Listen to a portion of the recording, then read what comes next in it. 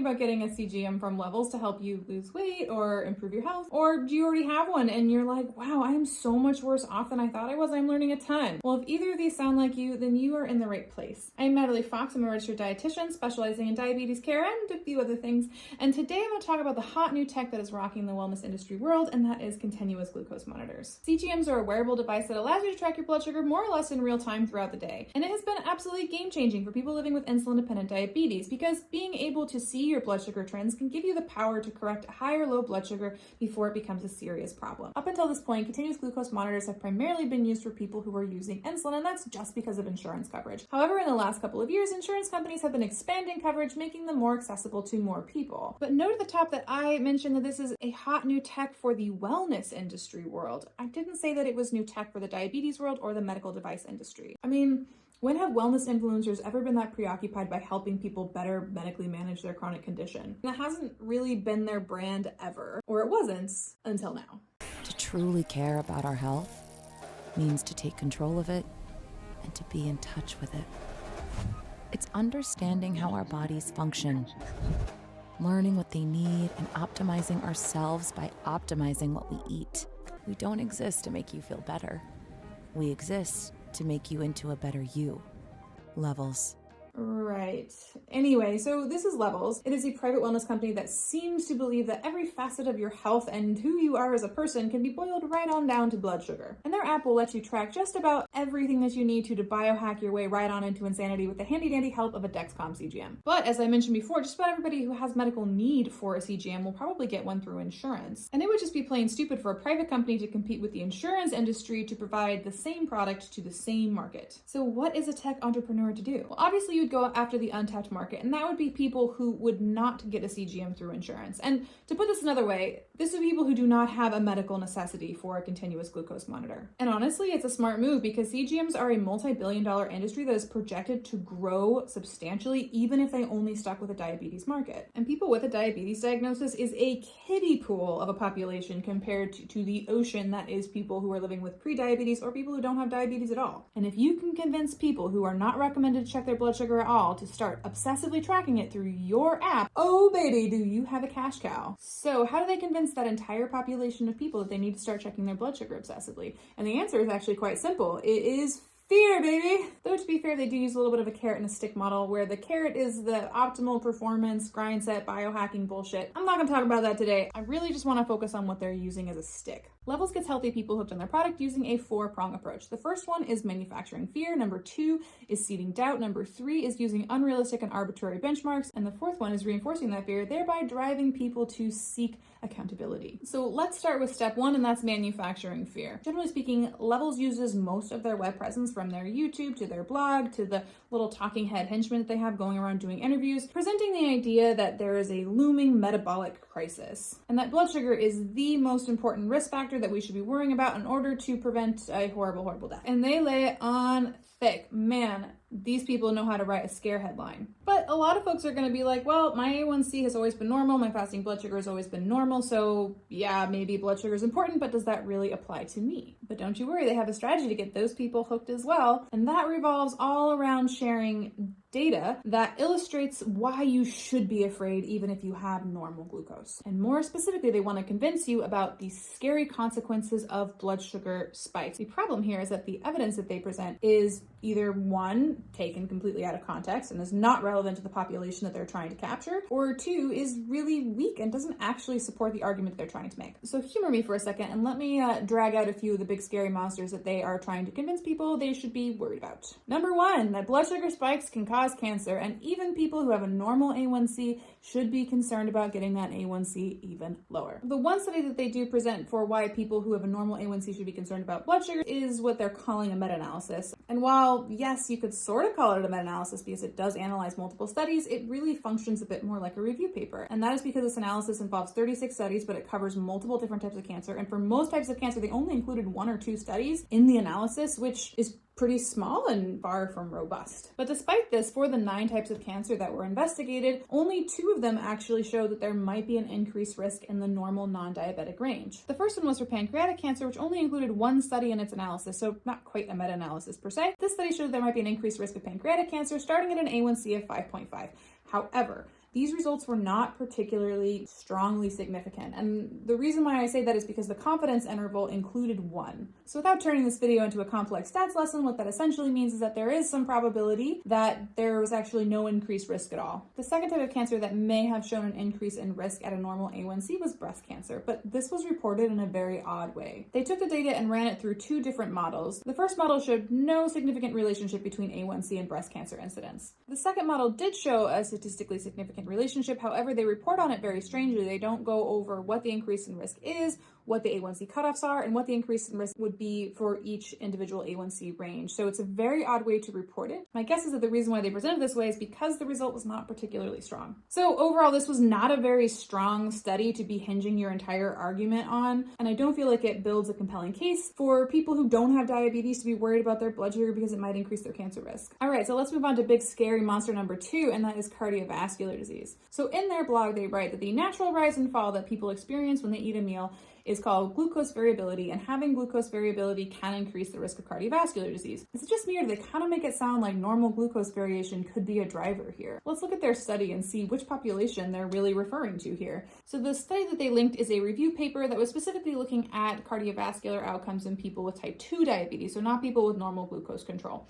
And what they're discussing is whether or not the magnitude of spike is actually going to be a larger driver of cardiovascular disease development rather than having high blood sugar overall. However, the funny part is that this paper actually calls into question whether or not that hypothesis is accurate based on recent data. So the study they linked doesn't even support their hypothesis in a strong sense. I also want to point out a very frustrating trend that health and wellness blogs tend to do when they are trying to support any claim they're making, and that is to cite a behemoth review paper as evidence. So the paper that was linked here that I'm talking about was a 62-page review paper that covered several topics. I don't know if their selection of this particular paper was strategic or if it was just out of pure laziness, but it frustrates me because it makes it incredibly challenging to double check somebody's claim. Because now, in order to figure out if their point is valid, I have to read through a 62-page paper to find the one sentence that they're using to back up their claim. And then typically that sentence is supported by primary research, maybe like 4 to 6 papers. And I got to read those 4 to 6 papers to find out if that sentence is even valid.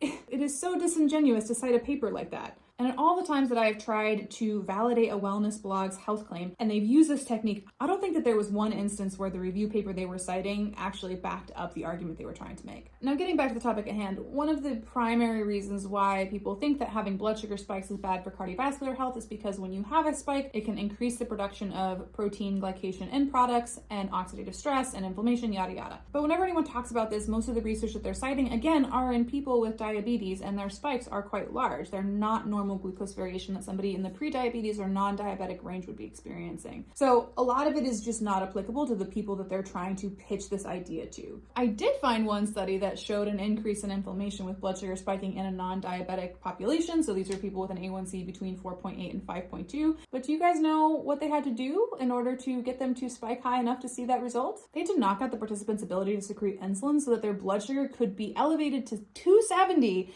and held there for 5 hours. That would never happen in somebody with normal glucose control. And the funny part is that once they removed that block to their insulin production and their blood sugar came back down to normal, all that oxidative stress and inflammation went away. All right, scary monster number 3 is that blood sugar spikes can cause dementia and cognitive decline. Now, there is evidence to support this idea. Blood sugar dysregulation has been implicated in several types of dementia, and one of the hallmarks of Alzheimer's is impaired glucose to the brain. But again, all of this research is in the context of people who already have diabetes and glucose dysregulation. They are using the same tactic where they are taking something that has evidence in people who have type 2 diabetes, and they are trying to make the argument that people with normal glucose control should be worrying about this now. And the last big scary monster is that spiking your blood sugar can cause insulin resistance.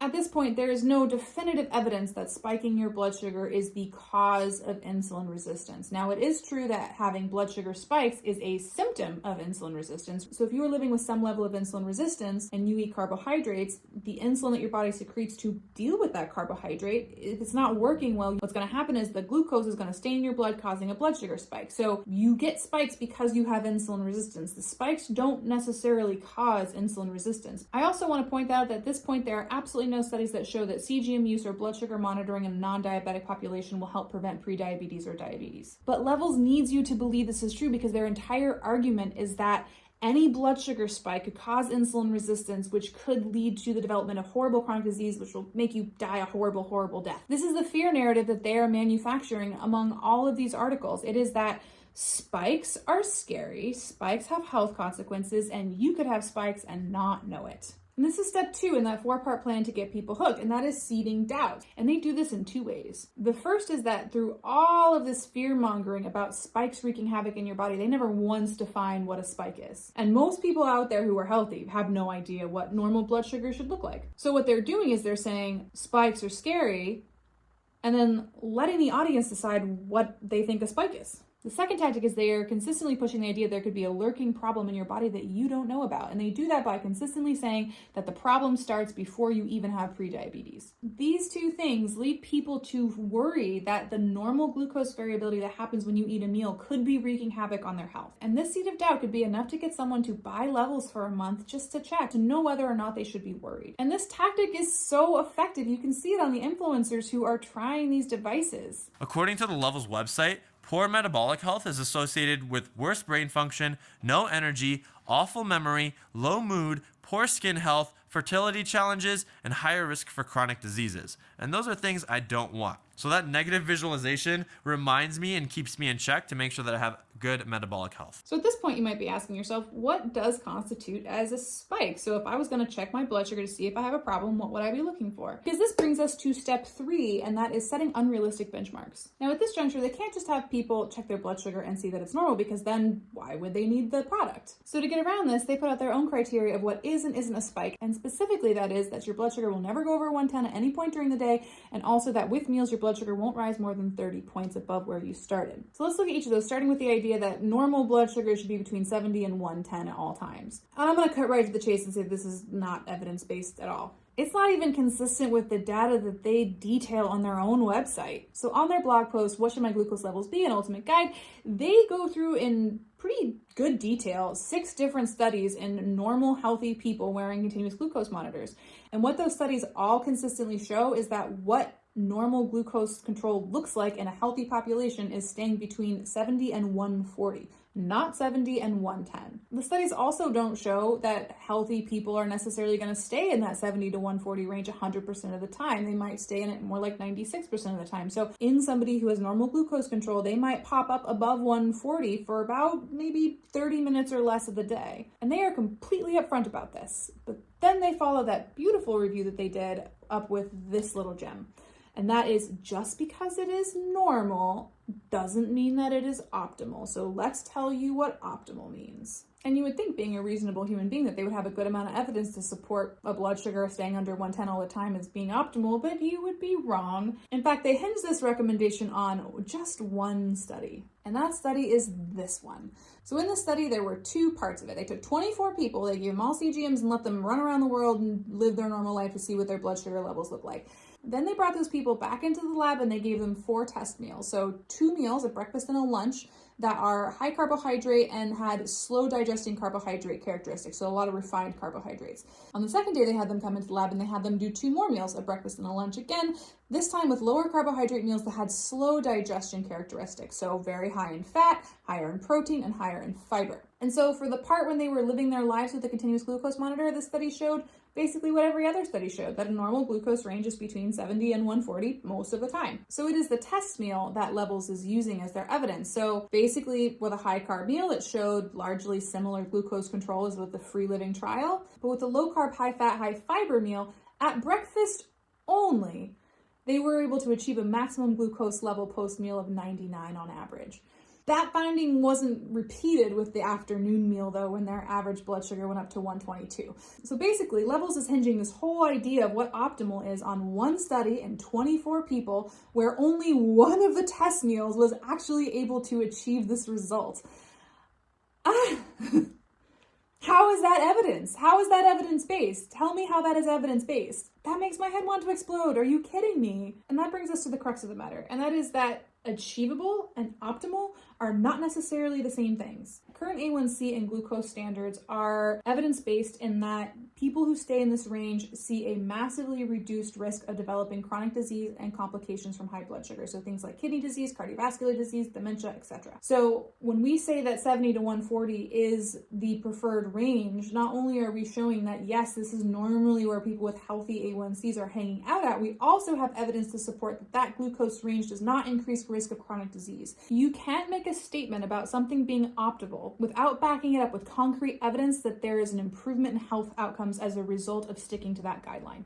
There is no evidence to suggest that maintaining a blood sugar level that never goes over 110 is actually going to reduce chronic disease risk. Now, Levels mentions that they're doing a lot of research, but it's going to be a really long time before they have any long-term data because the company's only been public for like a year. I also want to point out that the meal that accomplished this low glucose level was a meal consisting of salami, cheese, whole grain bread, and beans. And consuming a lot of processed meat and saturated fat, which you would get from the salami and the cheese, have both been associated with negative health outcomes in a much more concrete way than the benefit that could be confirmed with having a lower blood sugar value. So when this research gets done, I think it's highly unlikely that people who are eating specifically for the lowest blood sugar possible are actually going to see an improvement in chronic disease measures. Now let's talk about this Delta 30 recommendation. So basically that your blood sugar should never rise more than 30 points with a meal. This number has been floating around the CGM biohacking world for a while, and I have never been able to find a single shred of evidence to support it. Levels, which prides itself on having everything be evidence-based, doesn't link any research to support this particular recommendation. Now, Nutrisense, which is a competing company, has the same recommendation, and they do cite some research. Specifically, they cite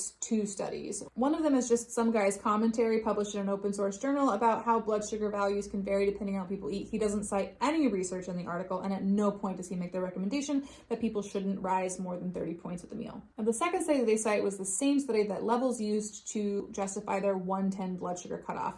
And again, just like the way that Levels used it, this study didn't find that at all. In fact, they reported a range of blood sugar spike levels, all of which included blood sugars above 30 for every single test case. They then were so bold to say that the study concluded that raising no more than 30 points at a meal would be optimal, but that was never said anywhere in the study. And this is why you should always at least take a quick glance at the research that people are citing, because you'd be shocked at how often those studies don't actually support their claim at all. So to summarize, every single benchmark that Levels uses of what optimal blood sugar should look like is not evidence-based. It's not supported by the evidence that they themselves are citing. It is just based on vibes and wishful thinking. And that brings us to step 4, to utilize that fear that you've been manufacturing to convince people that they have a problem and that they need your product to fix it. So people start using Levels and they start seeing how often they're violating the benchmarks that they've arbitrarily set. And they go, oh my gosh, I have a problem I didn't know about. And if I don't fix it, we're going to have serious problems. First, I enthusiastically filmed my first meal, my first whole day, and all of my results right after putting on the monitor. My results were that I have a dumpster fire for a metabolism and I had an exceptional freakout. Levels helps me make sense of this because look, they give you a metabolic score. Mine's 62. That's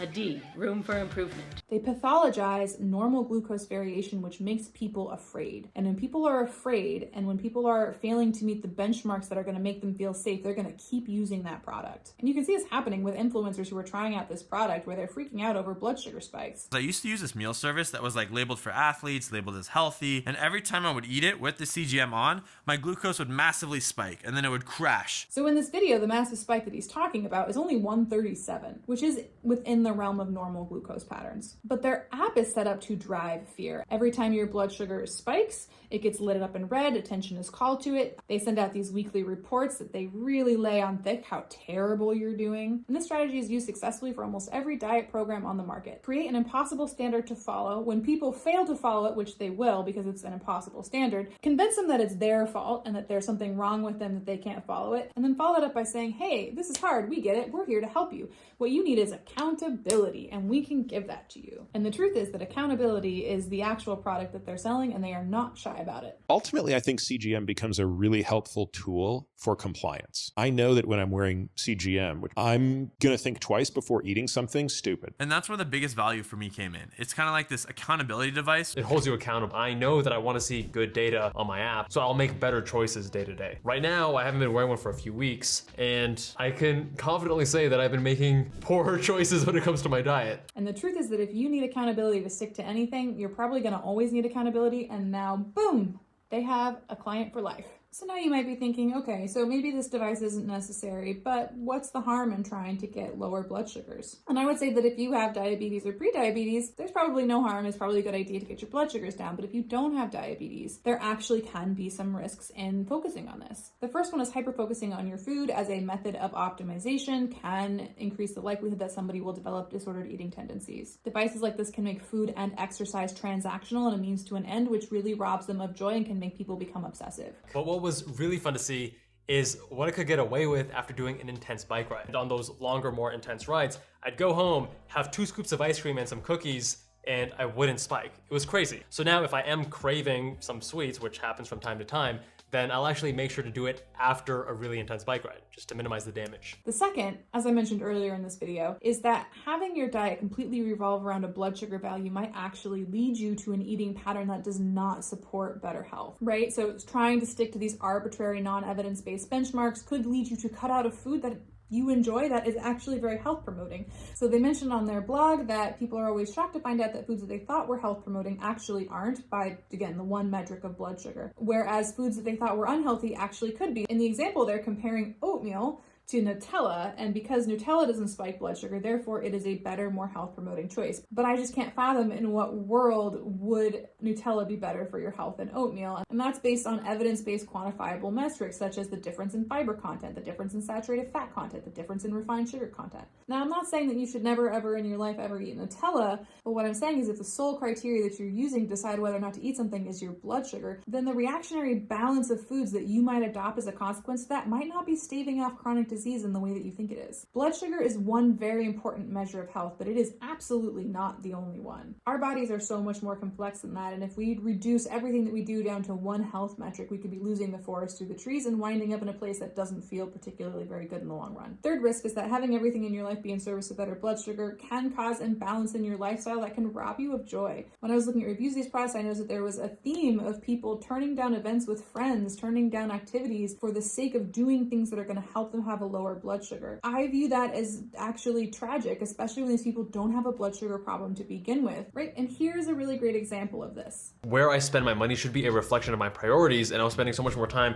on the racetrack or eating out or just random things that weren't as important as my health. If health and wellness and longevity are the top priorities, then I need to treat them as such. So I need to invest in my health. That's when I subscribed to Levels and I purchased my first month. That's also when I hired a fitness coach. I now have a cycling coach. I spent a lot of money on my new bike, on my new indoor trainers. So this guy stopped doing things that he loved. He stopped spending time with friends. He stopped doing things that made his life great in order to pay for services to help him optimize his health. And I'm over here thinking, what is the point of optimizing your health if you're not going to do anything that you like with that health? There has to be a balance between having the health that you want and actually living the life that you want. So overall, I think that Levels is an opportunistic company, just like every other company in our capitalist world, and they are playing on fear and pain points in order to sell their product, which is a very common marketing tool. But where I get eye twitchy is when a company is basing its entire brand upon being evidence-based, and they flagrantly misuse evidence left and right. In my opinion, that is a violation and a breach of trust. Having said all that, does that mean that I think that there's no utility for continuous glucose monitors? No, they're wonderful tools and they can be really helpful and life-changing for a lot of people. But we need to be really thoughtful about when and where they are appropriate, really consider what tangible benefits we're actually going to be getting from the information we're gathering from these devices and weigh that against the risks. No one should be coerced into one using shady marketing practices. So if you are wondering whether a CGM is a good fit for you, I did write an entire blog post on my website detailing who it would be a good fit for, who might consider shying away, and what are some pros and cons to consider when you're making that decision for yourself. That post is linked in the description box below. And if any of you guys have used Levels, I would love to hear what your experience was. Light up that comment section below.